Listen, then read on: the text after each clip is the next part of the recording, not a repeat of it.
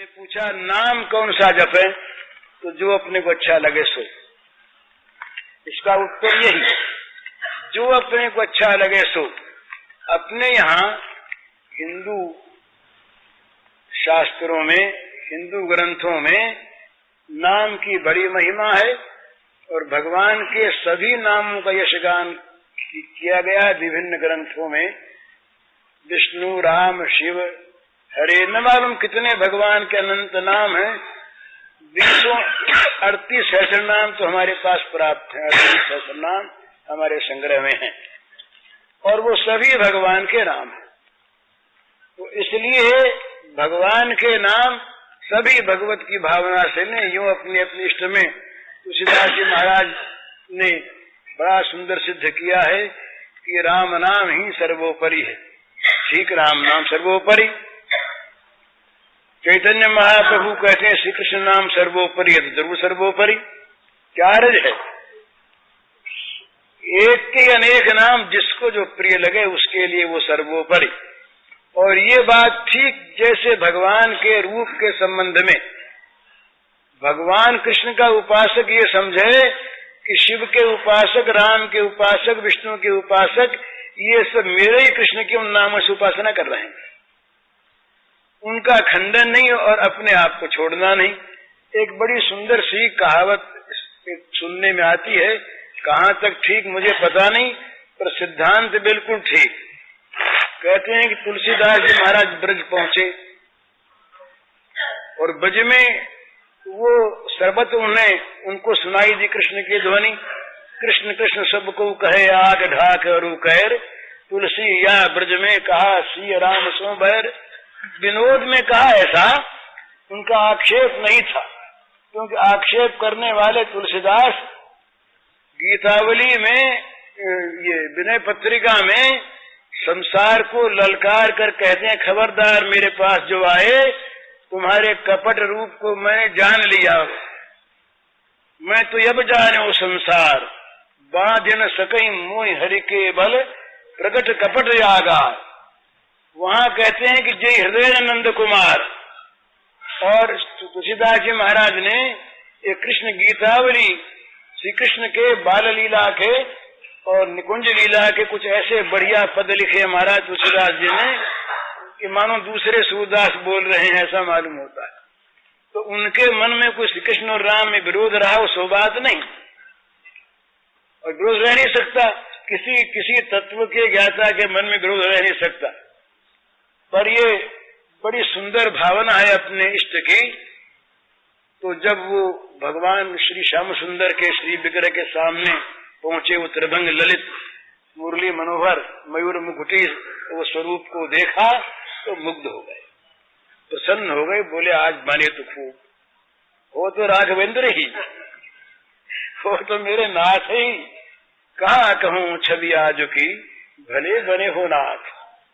हे नाथ, हे राघवेंद्र, आज की छवि क्या कही जाए तो नई छवि दिखने में आ रही है। धनुष के बदले में मुरली है और वो रत्न किरीट के बदले में यो मयूर पिच्छ शोभा पा रहा है आपके मस्तक पर। और ये सीधे साधे खड़े तने हुए राजकुमार, उसके बदले में त्रिभंग ललित 3 जगह टेढ़ लिए हुए और खड़े हुए हैं। बड़ा सुंदर, बड़ा सुंदर। पर तुलसी मस्तक तब नवे, धनुष बाण ले हाथ। पर महाराज हैं तो आप वही, दूसरे नहीं, बड़े सुंदर। परंतु अगर हमसे सिर झुकाना है ना हाथ, तो धनुष बाण ले लो हाथ में। तो मुरली मुकुट दुराय के नाथ भय रघुनाथ, ऐसा कहते हैं।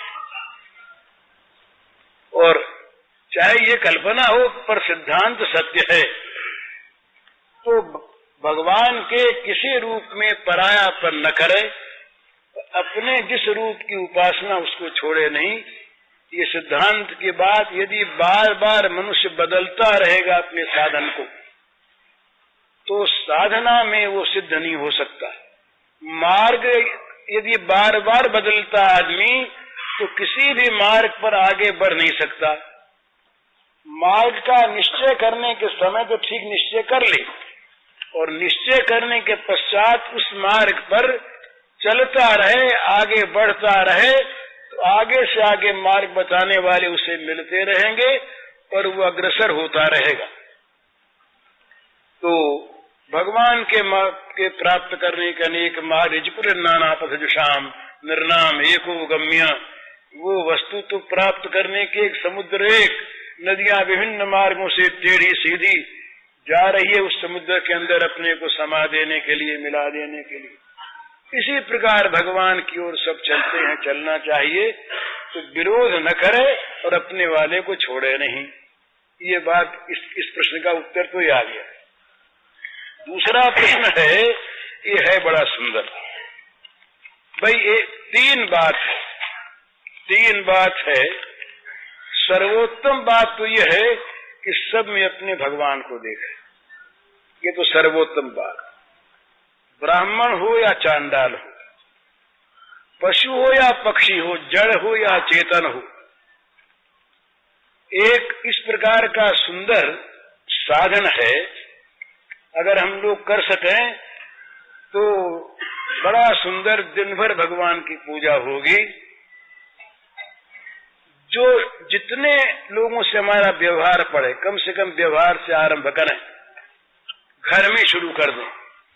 बच्चा सामने आया, छोटा बच्चा माँ के सामने आया, पिता के सामने आया, बच्चा सामने आते ही मन में ये धारणा कर लें, याद कर लें कि इस बच्चे के रूप में मेरे प्रभु सामने खड़े।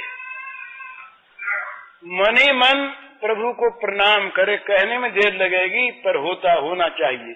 मन ही मन बच्चे को प्रणाम करे और प्रणाम करके ये कह दे कि इस समय आप इस बच्चे के रूप में हैं और मैं पिता के रूप में हूं। एक्टिंग होगा स्वांग के अनुसार। मैं पिता के रूप से व्यवहार करूंगा आपसे और आप पुत्र के रूप में, परंतु नाथ व्यवहार करते समय भूलू नहीं कि इस रूप में आप हैं। टट्टी साफ करने वाली भंगिन आ गई, भंगिन भैया आ गई सामने। भंगिन के रूप में भगवान को देखी और हैं भगवान निश्चित। भंगिन के साथ खाने का आग्रह नहीं, पर भंगिन को भगवान समझने का जरूर आग्रह। भंगिन को भगवान मानिए और मनी मन भंगिन को प्रणाम कीजिए। इस रूप में नाथ आप मेरे सामने खड़े हैं, मैं प्रणाम करता हूं। अब आप पाखाना साफ करेंगे, ये एक्टिंग आप इस समय, और मैं इस समय ऐसा बन के बैठा हूं, पर इस काम करते समय भी मैं पहचान सकूं कि आप मेरे स्वामी हैं, दूसरे कोई नहीं। तो उस भंगिन के साथ दुर्व्यवहार नहीं होगा। तो ये एक नियम बना ले। इसको भागवत में कहा मृत्युंजय योग। एकादश के अंत में ये आया है कि गाय, गधा, सुअर, ऊंट, इन सबको दंडवत प्रणाम करे। तो चाहे दंडवत न करें। वो दंडवती स्वामी एक हुए महाराष्ट्र में, उनका नाम था दंडवत स्वामी। वो दंडवत स्वामी नाम पड़ा इसीलिए कि वो सबको साष्टांग दंडवत प्रणाम कर, दंड की भांति, लकड़ी की भांति गिर कर जमीन पर, दंडवत का ये अर्थ। तो प्रणाम किया करते थे। वैसा हम न करें, परंतु ये हम समझ लें, मान लें कि प्रत्येक रूप में हमारे सामने भगवान आते हैं, दूसरा आता नहीं। इस भाव से हम घर में व्यवहार शुरू करें तो क्या होगा? वो बड़ी सुंदर चीज, स्वकर्मनातम अभ्यर्च सिद्धिम विन्दति मानव इत प्रवृत्तिर भूतानाम इन सर्मिदम ततम स्वकर्मनातम अभ्यर्च सिद्धिम विन्दति मानव। जिनसे ये सब निकला और जो सब में व्याप्त हैं, फैले हुए हैं, छाए हुए हैं, उन भगवान का अपने कर्म के द्वारा पूजन करे। तो घर में, दुकान में, बाहर, भीतर, कोर्ट में, गंगा के तीर पर, जंगल में, जहां भी हम जाएंगे हमारे भगवान वहां हमारे साथ और हमारी पूजा ग्रहण करने के लिए तैयार हम रात को सोते हुए नींद के द्वारा उनकी पूजा करेंगे। हम भोजन करते समय भोजन करने की क्रिया के द्वारा उनकी पूजा करेंगे। हम बातचीत किसी से करते समय उस बातचीत के द्वारा भगवान की पूजा करेंगे।